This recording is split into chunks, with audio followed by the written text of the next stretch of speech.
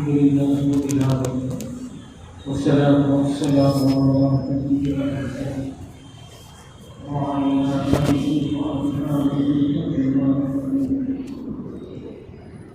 أما بعد فأعوذ بالله من الشيطان الرجيم.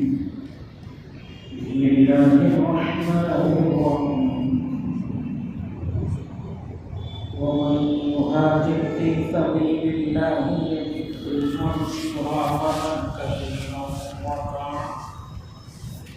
ومن يخرج من بيته مهاجرا إلى الله ورسوله ثم يدركه الموت فقد وقع أجره على الله وكان الله غفورا رحيما. صدق الله العظيم. اللهم صل على سيدنا محمد وعلى آل سيدنا محمد وبارك وسلم. اللهم صل على سيدنا محمد وعلى آل سيدنا محمد وبارك وسلم.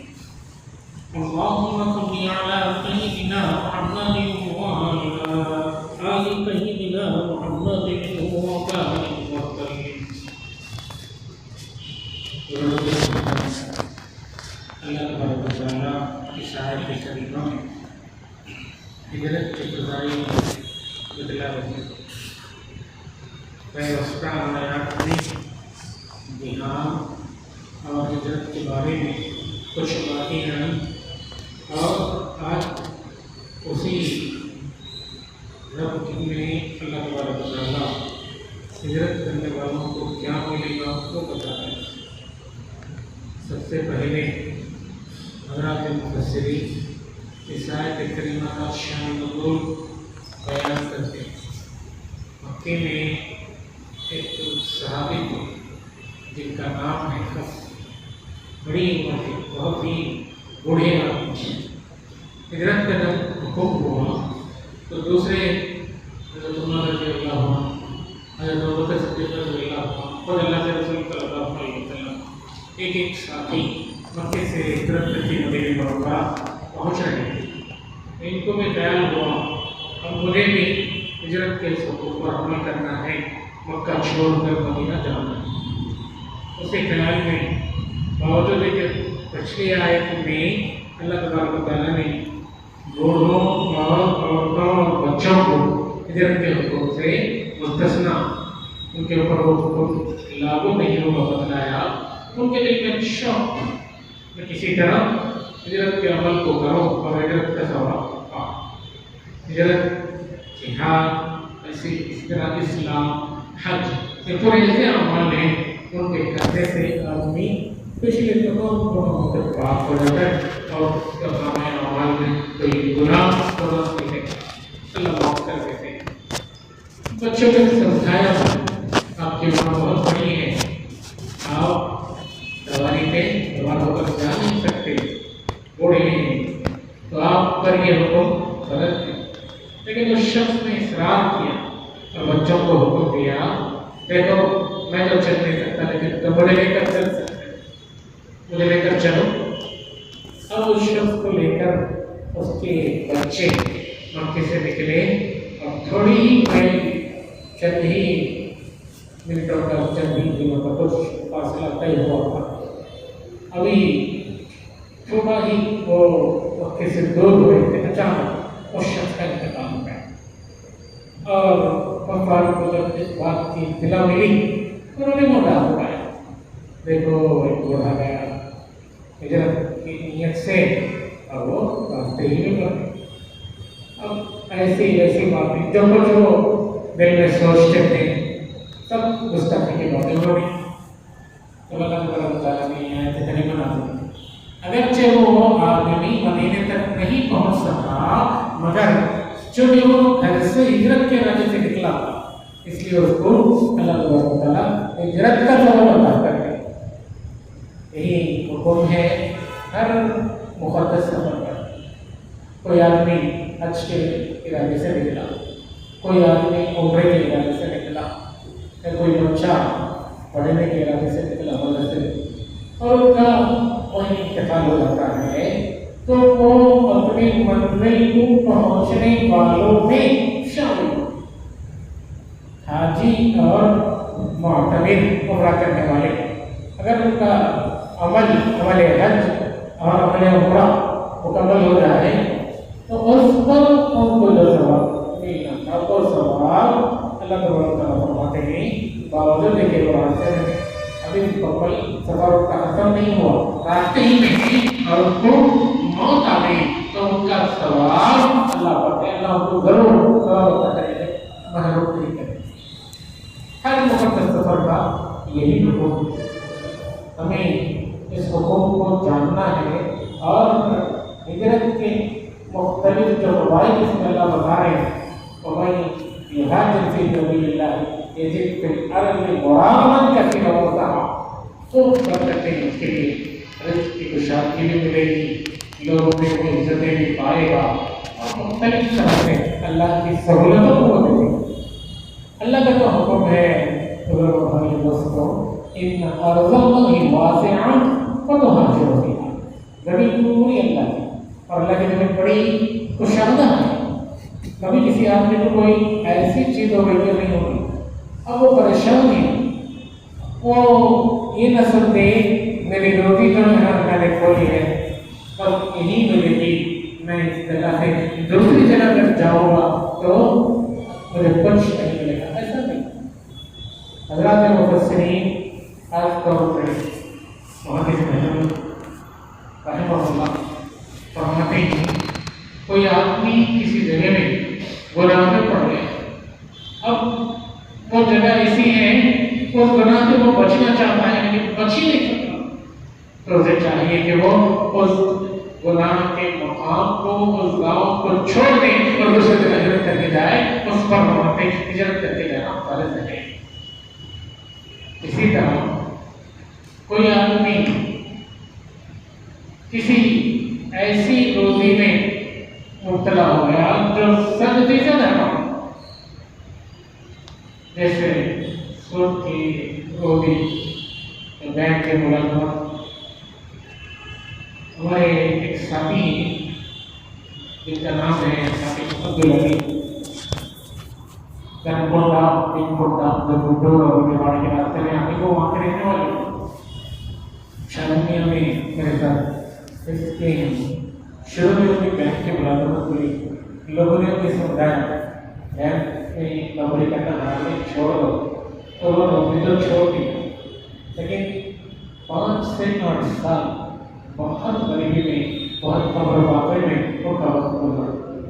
شروع میں نالی پہ ایک لوٹا بچھا کر چکن بریانی بنا کر ایک بڑی میں بیچنے کا انہوں نے کاروبار شروع کیا۔ آج 12-18 سال گزر گئی اس بات کو، اللہ نے ان کی کمائی میں اتنی برکتی ہے، آج 4-5 بڑے بڑے ریسٹورینٹ کے وہ مالک۔ ایک وقت تھا 18,000 کے حرام کمائی کے سوا مجھے روزی مل ہی نہیں سکتی، میرے ان کا خیال تھا۔ جب انہیں بتایا گیا عزت کرو، جب انہیں بتایا گیا یہ 100% حرام روزی ہے، اس کو چھوڑو اور آگے بڑھو، اللہ برکت کے فیصلے فرمائیں گے۔ اور اپنے ہمت کرو، شروع میں ان پہ آزمائشیں بڑی آزمائش ایسی ویسی ناکامی مقدر ہے سمجھنے تک کی آزمائشیں، انہوں نے اپنے بھانجے کو باورچی کے طور پر رکھ لیا، سامنے ایک اور بڑے والا 1000 روپے میں زیادہ تنخواہ ہے تو میرے پاس آ جاؤ، اس کے بھانجے کو اس آدمی کے ساتھ کے تو وہ بھانجا اپنے سگے بہت کو چھوڑ کے اپنی دوسری بندی میں 1000 روپے کی بھانجی چلا گیا، جس پر میں بہت افسوس ہوں، مجھے تو پکڑنا نہیں آتا، جو کچھ بھی میں اسٹال لگایا ہوں بریانی کا کیسے اس کو رد کروں گا، پریشان ہو گیا۔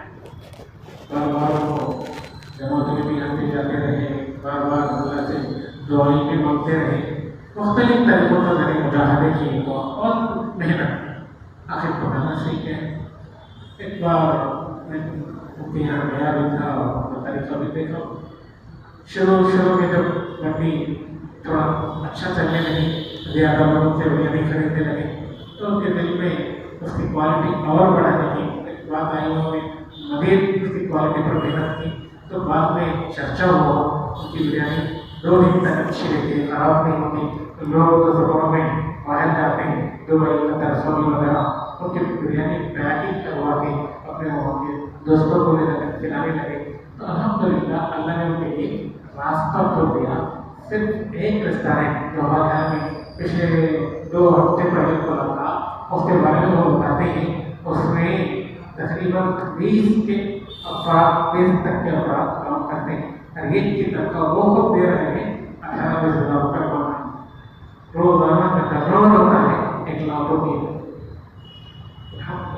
18,000 से कहाँ तक उनकी तरह थोड़ा वक्त लगा, उदाहरण होगी और बहुत कुछ इसके पीछे मेहनत भी हुई, मगर अल्लाह फरमाते हैं वमन युहाजिर फी सबीलिल्लाह यजिद फिल गुरान कसीरा। अब ये फी सबीलिल्लाह क्या है? अल्लाह के रास्ते में हिजरत करना, ये तो है। दूसरा हर बहुत सफर मौजूद होगा। तीसरा ये भी घर से नहीं निकलना। चौथा आदमी गुनाह से बचने के लिए निकले। मुफस्सिरीन 2 तफसीर में लिखते हैं, कोई बंदा जायज़ कामों में इस तरह मशगूल है, इस तरह मसरूफ है कि अब उसके लिए इबादत का वक्त ही नहीं निकलता, तो उस पर हिजरत फर्ज है, वो वहाँ से निकल जाए और कोई ऐसी जगह वो मिली चुनी जहाँ वो थोड़ी बहुत मेहनत भी कर सकता हो, साथ ही आखिरत की इबादत भी वो कुछ कर सकता हो। इसलिए कि दुनिया में आने का मकसद सिर्फ दौलत कमाना नहीं। अल्लाह तो फरमाते हैं वमा खलक़तुल जिन्ना वल इंसा इल्ला लियअबुदून। मैंने इंसानों और जिन्नों को सिर्फ अपनी इबादत के लिए पैदा किया है। होना तो ये चाहिए बंदा इबादत किसी को कोई दूसरा काम ही न करे, मकसद पैदा करने का नहीं है। हम घर लेते हैं ताकि घर में रहकर बारिश से खुद को बचा सके, धूप से छाँव हासिल हो, सर्दी से हम बच सकें।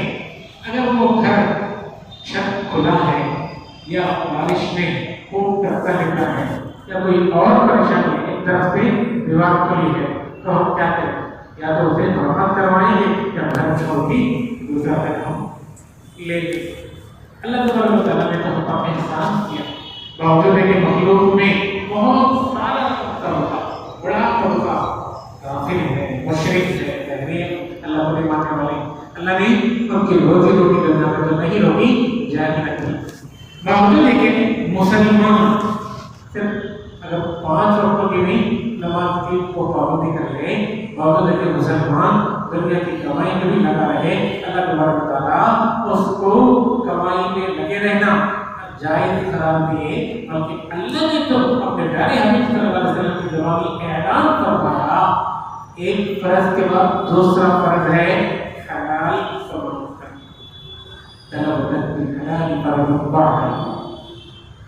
हलाल कमाई हासिल करना फर्ज है, बल्कि यहाँ तक फरमाया गया काबिल फखरु अन यकून कुफ्रन। कोई आदमी अगर जितनी उसको जरूरत है उतना नहीं कमाता तो मुमकिन है कि वो कुफर में पड़ जाए। आज हमारा लोगों ने कितने लोगों को देखा है, उनके पास दौलत की कमी थी, लोगों ने उन्हें दौलत की लालच से मजहब की तबलीग की दावत दी, तो वो दौलत से भी मजहब भी बदल गई।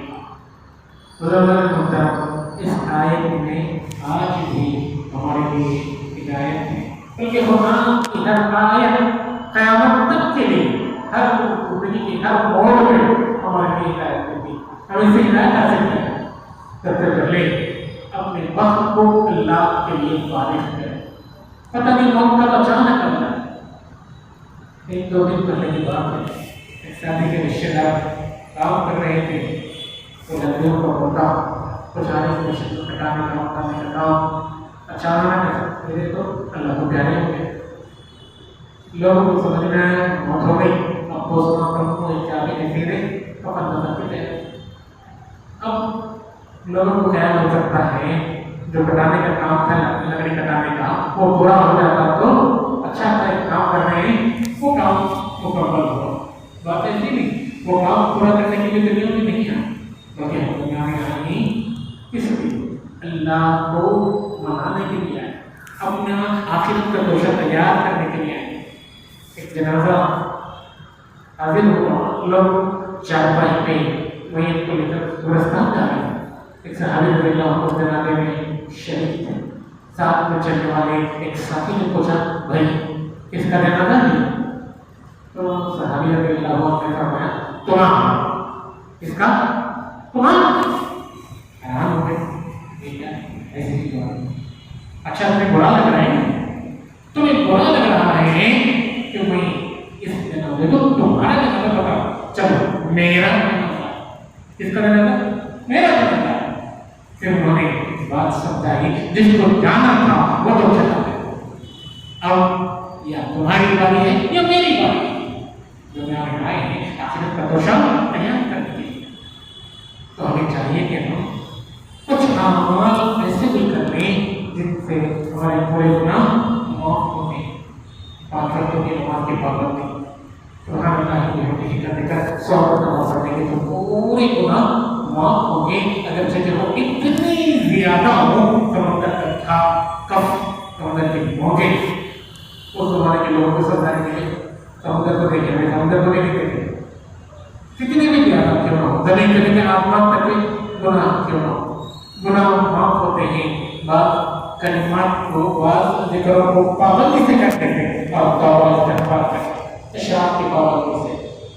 اور بھی نہیں کر رہا ہوں بھائی، محترم کس طرح زندگی جینے کے لیے انسان 3 وقت کے کھانے کی تیاری کرتا ہے، کہیں کا سفر ہو تو وہ ٹکٹ کا ریزرویشن کرواتا ہے، اسی طرح ہم مسافر ہیں، ہماری منزل قبر ہے اور ہم غفلت میں پڑے ہیں، ہم ہر لمحہ اپنی منزل کی طرف جا رہے ہیں، ہمیں اس منزل کی تیاری کرنی ہے۔ موت کے آنے سے پہلے ہم موت کی تیاری کریں، تیاری بڑی آسان ہے۔ گناہوں سے توبہ کریں، تو اللہ اور حقوق العباد میں جو کوتاہیاں ہیں ان کی تلافی کریں۔ اللہ پاک سے دعا ہے کہ اللہ عمل کی توفیق عطا فرمائے، اپنے قدر سے ہم سب کو موت سے پہلے اپنی رضامندی عطا فرمائیں، اور توبہ کر کے اللہ کو راضی کر کے جانے والوں میں